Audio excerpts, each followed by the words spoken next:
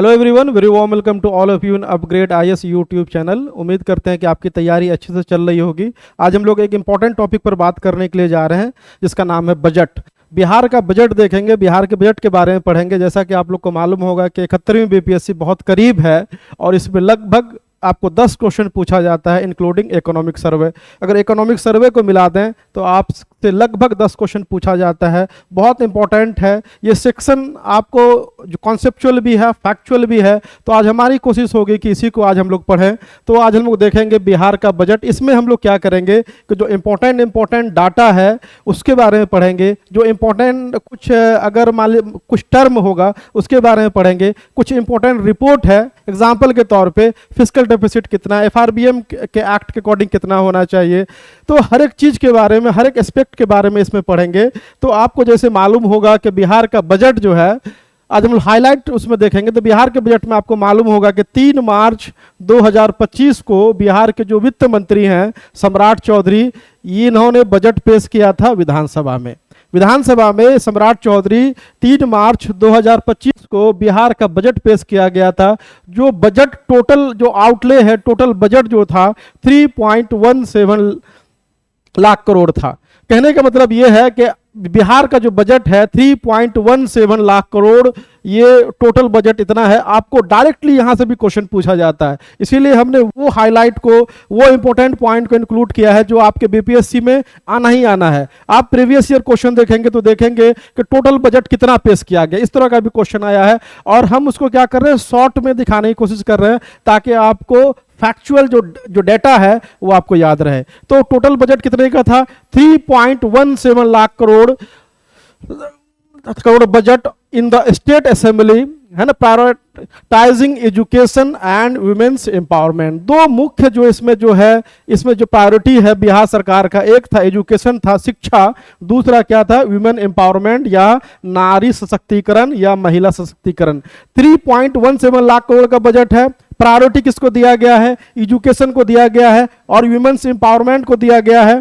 ठीक है, इसका हम लोग आपको पीडीएफ भी दे देंगे और पीडीएफ भी आपको रहेगा तो और पढ़ने में आपको आसानी होगी। उससे पहले हम लोग कुछ जो कॉन्स्टिट्यूशनल जो ये है, जो मैकेनिज्म है, जो आर्टिकल है, जो इंपॉर्टेंट आर्टिकल है उसके बारे में देख लेते हैं।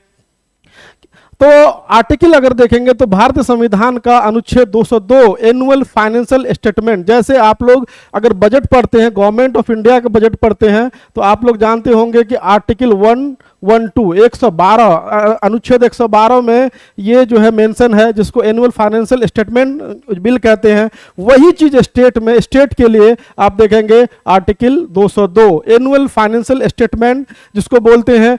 ये गवर्नर का रिस्पॉन्सिबिलिटी होता है, गवर्नर का रिस्पॉन्सिबिलिटी होता है कि वो बजट को विधानसभा में पेश करवाए। तो आर्टिकल 202 इसी के बारे में मेंशन है। उसके बाद आर्टिकल 203 के बारे में हम लोग देखते हैं कि क्या प्रोसीजर होता है किसी बिल को। अगर आप जो है मान लीजिए असेंबली में आप अगर मान लीजिए प्रस्तुत करते हैं, लेस करते हैं, है ना, तो क्या क्या उसका जो मैकेनिज्म है, procedure in legislative in legislature with respect to the estimates, इसके बारे में कहा गया है। और आर्टिकल 204 है, ये जो एप्रोप्रिएशन बिल के बारे में, अनुच्छेद 204 विनियोग विधेयक के बारे में बात करता है।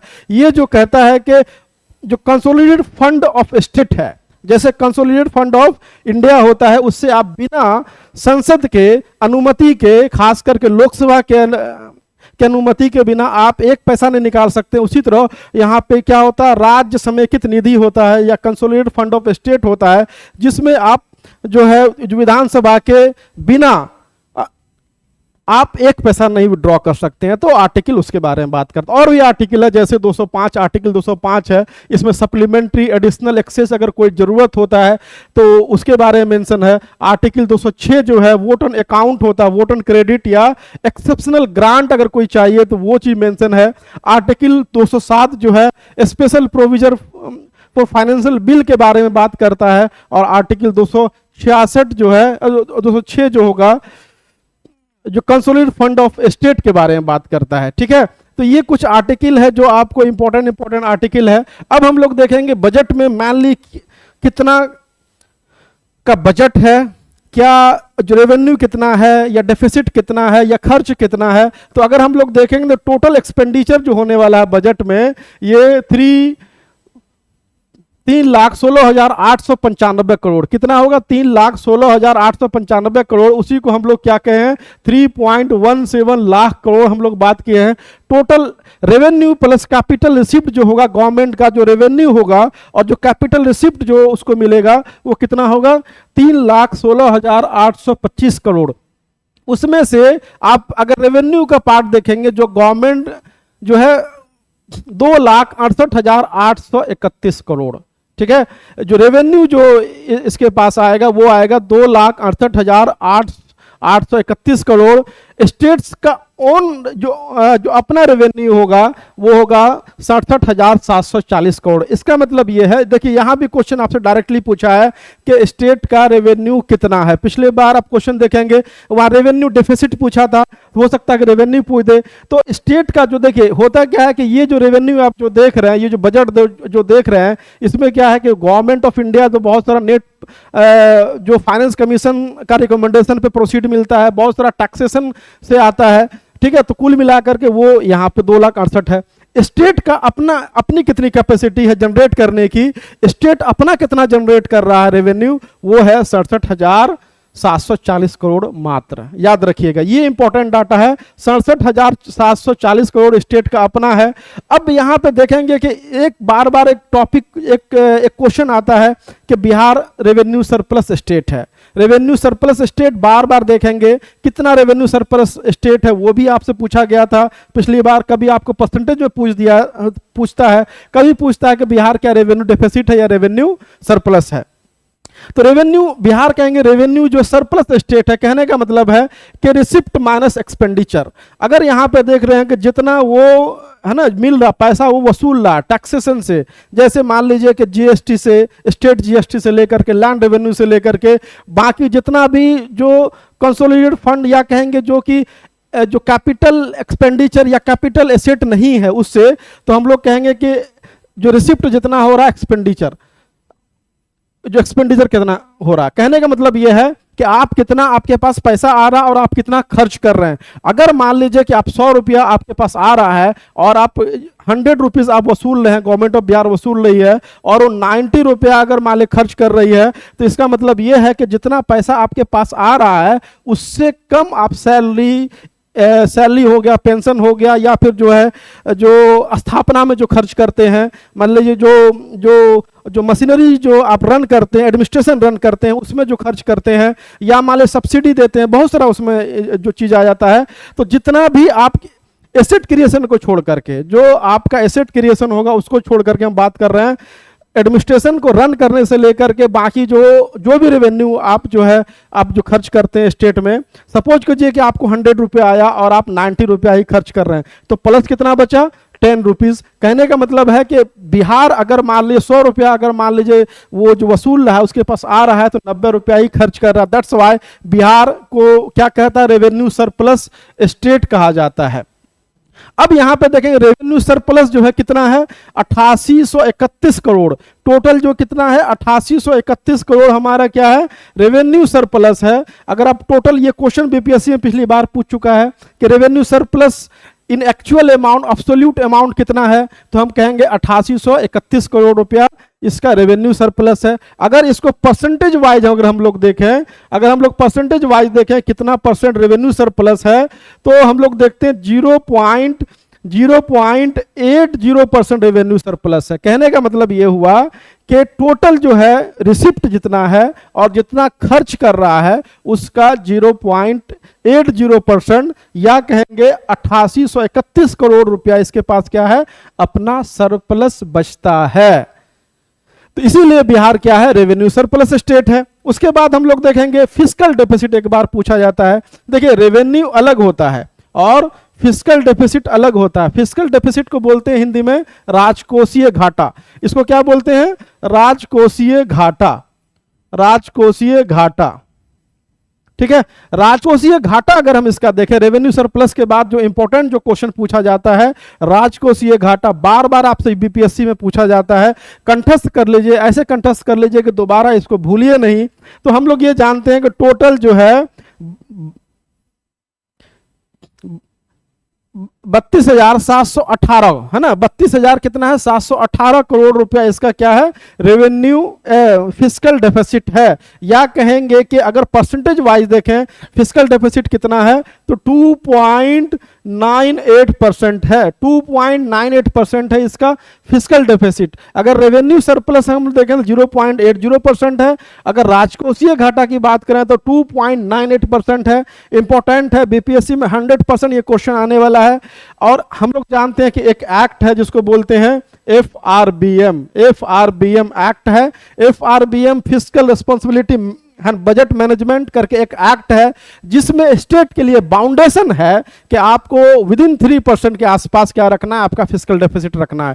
कहने का मतलब है कि टोटल जो है आपका जितना आप पैसा कमा रहे हैं और कितना और जो खर्च कर रहे हैं दोनों के बीच में जो अंतर होगा वो 3.0%, जो 3% से ज़्यादा अधिक नहीं होना चाहिए। एनकेसिंग कमेटी के अंडर में ये बना था, उन्हीं का रिकमेंडेशन है कि fiscal deficit should not be exceed 3%। तो बिहार का फिस्कल डेफिसिट कितना है, 2.98%। इसका मतलब ये है कि फिस्कल डेफिसिट भी जो बिहार का होगा वो क्या है, with in the limit of FRBM act है। ये सब जो भी डाटा है वही डाटा अगर हम लोग ये पीडीएफ भी शेयर कर देंगे, ये इंपॉर्टेंट डाटा नहीं है। जो इंपॉर्टेंट डाटा है वहाँ पे हमने आपको दिखा दिया था, ये बस जो मन के संतुष्टि के लिए है। इसीलिए हम लोग क्या कर रहे हैं कि सीधे आ रहे हैं। जैसे ये कैपिटल एक्सपेंडिचर है, ये भी आपको नहीं जानना है। कैपिटल एक्सपेंडिचर होता है कि मान लिए कि जो कैपिटल क्रिएशन में आप एक्सपेंड कर रहे हैं, ठीक है, मान लिए कहीं रोड बना रहे हैं, कहीं पे आप रेलवे बना रहे हैं, कहीं पे आप फैक्ट्री डाल रहे हैं, कहीं पे आप जो है जो वेयर हाउस बना रहे हैं, कुछ रोड बना रहे हैं, एनएचआई बना, जो मान लीजिए रोड बना रहे हैं, ठीक है, या फिर मान लीजिए कि कहीं पे आप क्या कर रहे हैं कि रोड बना रहे हैं या फिर पुल बना रहे हैं या फिर मान लीजिए कि कोल्ड स्टोरेज बना रहे हैं, कुछ भी बना रहे हैं, उसको बोलते हैं कैपिटल एक्सपेंडिचर, जो लॉन्ग टर्म में आपको फायदा करने वाला है। तो वो कितना है, 64,894 करोड़। उसके बाद कैपिटल आउटले, पब्लिक डेप्ट कितना है, 22,817 करोड़ है। लोन एंड एडवांस कितना है, तो ये सब आपके लिए इंपॉर्टेंट नहीं है, इसीलिए हम लोग क्या कर रहे हैं, इसको नहीं करना है। जो इंपॉर्टेंट डाटा है उसको हम लोग देखेंगे। तो अब बजट में देखेंगे कि इंपॉर्टेंट पॉइंट कौन कौन सा है। तो बजट में देखिएगा कि वित्तीय वर्ष 2025-26 के लिए 3.17, याद ऐसे रखिए, ऐसे याद नहीं रहेगा, 3.17 करोड़ का बजट व्यय अनुमानित किया गया है, जो वर्ष 2024-25 से में कितना था, 2,78,725 करोड़, या कहेंगे 2.78 करोड़ या लाख करोड़ था। उससे कितना परसेंट है, 38,169 करोड़ ज्यादा है। 2024-25 आप लोग जानते होंगे बजट जो है नेक्स्ट ईयर का एस्टिमेट होता है, ठीक है, और इकोनॉमिक सर्वे पीछे साल का क्या होता है, लेखा जोखा होता है। तो 2025-26 के लिए कितना है, 3,16,895 करोड़ है, जो 2024-25 से 38,169 करोड़ अधिक है। स्थापना एवं जो कमिटमेंट एक्सपेंडिचर है आप लोग देखेंगे वो कितना है, 2,135 करोड़ रुपया अनुमानित है, जो 2024-25 से 1,78,706 करोड़ की तुलना में 21,429 करोड़ अधिक है। वार्षिक व्यय योजना की बात करते हैं, ये इंपॉर्टेंट है। इसमें लगभग 1,16,750 करोड़ अनुमानित है। जो सुशासन के कार्यक्रम में अगर बात करें, आत्मनिर्भर बिहार 2020 से 25 की बात है, उसमें लगभग 5,972 करोड़ का बजट अनुमानित है। तो ये रहा कुछ जो आउटले है, जो गवर्नमेंट आउटले करना चाहती है। उसके बाद राजस्व व्यय के बारे में अगर हम लोग देख रहे हैं, वित्तीय वर्ष 2025-26 के लिए जो राजस्व व्यय है, जो रेवेन्यू एक्सपेंडिचर है, वो हमारा कितना है, अनुमानित है 2,52,000 करोड़ के आसपास है ना। जो वित्त वर्ष 2024-25 के से 2,25,676 करोड़ था, से 26,323 करोड़ अधिक है। याद रखिएगा 26,330 करोड़ अधिक है। पूंजीगत व्यय कहने का मतलब है कैपिटल एक्सपेंडिचर। कैपिटल एक्सपेंडिचर जो क्या आपको बाद में क्या कर रहा है, रिटर्न देगा। जैसे रेलवे आप क्या कर रहे हैं, या रोड, रेलवे तो गवर्नमेंट ऑफ बिहार का नहीं है मान ले, लेकिन रेलवे के लिए जमीन अधिग्रहण कर रहे हैं, जो रोड बना रहे हैं, उससे क्या है कि आपको इन फ्यूचर एसेट उससे आपको रिटर्न मिलने का आपको जो संभावना रहता है, उसको बोलते हैं पूंजीगत व्यय। पूंजीगत व्यय 2025-26 में देखेंगे 64,894,000 जो खर्च किया गया है। ठीक है, अगर टोटल कुल राजस्व और पूंजीगत व्यय को देख लें तो कितना है, 2,52,000 करोड़ और पूंजीगत व्यय 64,894 करोड़ है। इस तरह से टोटल कितना बजट हो जाएगा, 3.17 लाख करोड़। कहने का मतलब है कि जो कुल राजस्व है और कुल पूंजीगत व्यय है दोनों को मिला दे तो हमारा क्या होता है, जो बजट का जितना आउटले है वो आ जाता है। इसके बाद इंपॉर्टेंट पॉइंट है कि कुल व्यय में राजस्व का व्यय देखेंगे तो राजस्व जो है 79.52% तथा पूंजीगत व्यय जो है 20.48 है। कहने का मतलब है कि जो रेवेन्यू एक्सपेंडिचर है आपका, जो आप जनरल एडमिनिस्ट्रेशन से लेकर सब्सिडी से लेकर के बाकी चीज में खर्च करते हैं, ठीक है, चाहे वो आप महिला जो महिला पेंशन हो, या फिर मान लीजिए कि जो आप कोई बच्ची पढ़ रही है उसको आप दे रहे हैं, या फिर मान लीजिए कि कोई सब्सिडी दे रहे हैं, ये जितना, या पब्लिक एडमिनिस्ट्रेशन जो रन करने में जो खर्च हो रहा है, तो सारा मिला करके कितना है, 79.52% है। जो कैपिटल एक्सपेंडिचर है जिससे आप पूंजी का निर्माण हो रहा है, कोई चीज बना रहे हैं जो आपको इन फ्यूचर जो है आपको रिटर्न देगा, वो कितना है, मात्र 20.48% है। कहने का मतलब है कि पूंजीगत व्यय बिहार में काफी कम है, मतलब कितना है, 20.52 करोड़ है। अगर राजस्व प्राप्ति की बात करें हम लोग यहाँ पे देखेंगे तो राजस्व प्राप्ति देखेंगे 2,60,831 करोड़ रुपया अनुमानित है, जो वर्ष 2024-25 से 2,26,798 करोड़ से 34,033 करोड़ रुपया अधिक है। कहने का मतलब है कि जो रेवेन्यू जो बिहार को मिलने वाला है वह पिछले वर्ष के मुकाबले 34,033 करोड़ रुपया अधिक होगा as compared to previous budget. राजस्व का अपना अगर हम लोग देखें वित्त वर्ष 2025-26 के लिए अपना जो अनुमान है वो 59,520 करोड़ अनुमानित है। कहने का मतलब है कि बिहार का अपना जो जनरेटिंग जो कैपेसिटी कितना है, 59,520 करोड़ अनुमानित है, जो पिछले वर्ष से 54,300 करोड़ रुपया से 5,220 करोड़ ज्यादा है। पिछली बार कितना था, 54,300 करोड़ था, उससे अभी कितना, 5,220 करोड़ रुपया ज्यादा है। राजस्व की गैर कर राजस्व प्राप्ति, ये क्या था हमारा, कर कहने का मतलब SGST है ना, स्टेट GST, लीकर से जो लीकर तो खैर बिहार में बंद है, लैंड रेवेन्यू जो जमीन मोटेशन कराते हैं, जो हम लोग मान लीजिए जो रसीद कटवाते हैं, रिसिप्ट लेते हैं से लेकर के जमीन रसीद से लेकर के कोई भी ऐसा जिसमें आप गवर्नमेंट को टैक्स देते हैं, होल्डिंग टैक्स से लेकर कोई भी टैक्स, जो कर है वो कर कितना है, 59,520 करोड़ अनुमानित है। गैर राजस्व कर जो होगा वो मात्र 8220 करोड़ अनुमानित है। अब देख रहे हैं कि बिहार का जो अपना रेवेन्यू जनरेटिंग कैपेसिटी है बहुत कम है, वो सोलली डिपेंड किस पे है, सेंट्रल गवर्नमेंट पे, हम लोग आगे देखेंगे। तो कितना है, 8220 करोड़ है। उसके बाद केंद्रीय करों में अगर देखेंगे राजस्व जो राज्य की हिस्सेदारी, तो राज्य को मिलता है कितना, 1,38,515 करोड़। अगर आप सेंट्रल की बात करें, जो सेंट्रल से हम लोगों को मिलता है, राज्यों को हिस्सेदारी मिलता है वो 1,38,515 करोड़ अनुमानित है, जो पिछले वर्ष के मुकाबले आपको 25,333 करोड़ ज्यादा है। तो कहने का मतलब है कि हम जो है बहुत डिपेंडेंट हैं किस पे, स्टेट गवर्नमेंट पे। उसी तरह राज्य जो केंद्र सरकार के राज्य को अनुदान ग्रांट इन एड से हम लोग कितना मिलेगा, 54,575 करोड़ मिलने वाला है। ठीक है, जो पिछले वर्ष के मुकाबले 2,414 करोड़ ज्यादा होने वाला है। पिछले वर्ष जो बजट है उससे हमारा कितना होगा, जो है ना 2414 करोड़ जो अधिक होने वाला है। इसके बाद देखेंगे राजस्व अधिशेष, रेवेन्यू सरप्लस। अभी हमने कहा था कि 0 पॉइंट कितना 8% है। 0.8% कहने का मतलब 8831 करोड़ टोटल हमारा क्या है, रेवेन्यू सरप्लस है। मतलब कि अगर जीएसडीपी का देखें तो कितना परसेंट हो जाएगा, 0.80% हो जाएगा। ये दिखाता है कि बिहार सरकार जो है रेवेन्यू क्या है, सरप्लस है, वो खर्च कम कर रही है।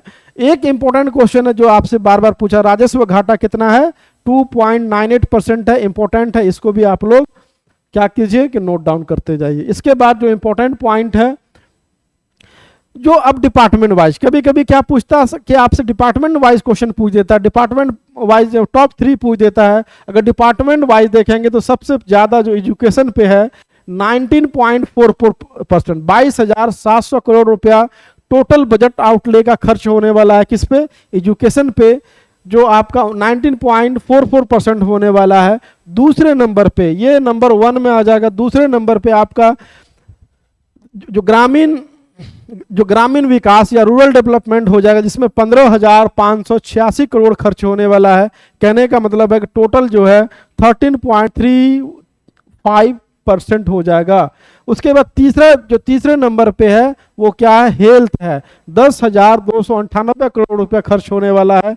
जो टोटल बजट आउटले का कितना है, आपको टोटल बजट आउटले कितना 8.82% है। तो कहने का मतलब है कि अगर आप यहाँ पे देख रहे हैं कि टॉप अगर 3 की बात करें तो सबसे पहले क्या हो जाएगा, एजुकेशन, फिर क्या हो जाएगा रूरल डेवलपमेंट, और क्या हो जाएगा हेल्थ। ये 3 को आप लोग कंठस्थ कर लेते हैं, ERH अगर आप कंठस्थ कर लेते हैं तो क्वेश्चन यहाँ से आपका छूटेगा नहीं। ठीक है, ये इंपॉर्टेंट था। इसके बाद अब यहाँ पे देखेंगे कि पैसा आता कहाँ से है, कितना पैसा गवर्नमेंट जो प्राप्त कर रही है, रुपया आता कहाँ है और रुपया खर्च कहाँ हो रहा है। ये भी हमको बहुत इंपॉर्टेंट ये है।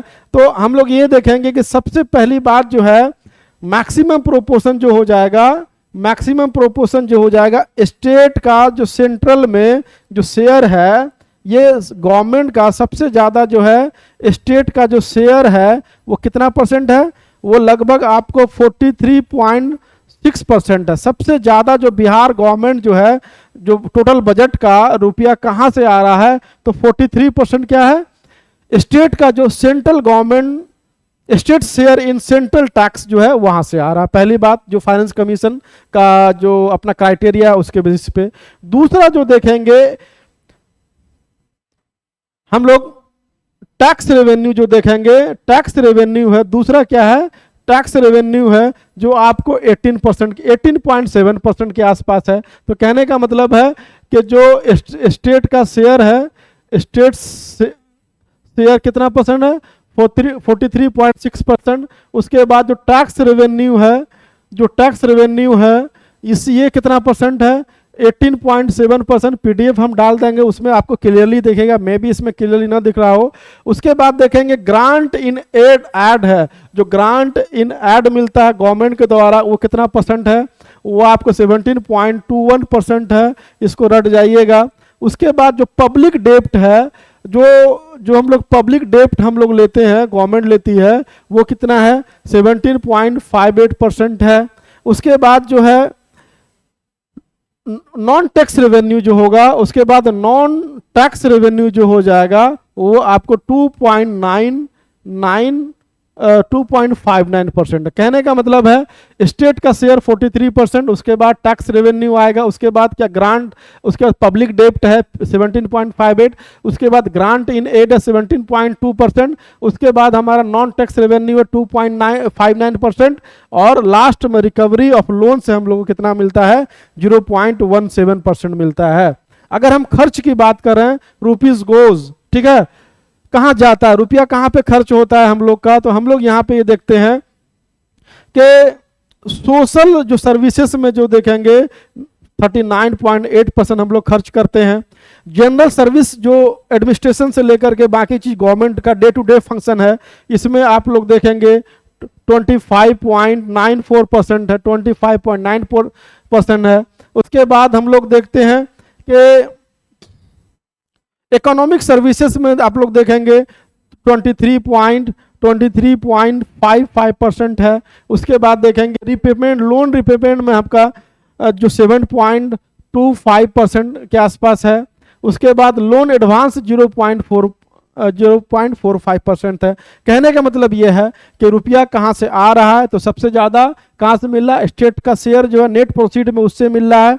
उसके बाद हम लोगों को कहाँ से मिल रहा है, ग्रांट इन एड में मिल रहा है। फिर गवर्नमेंट का अपना टैक्स रेवेन्यू है।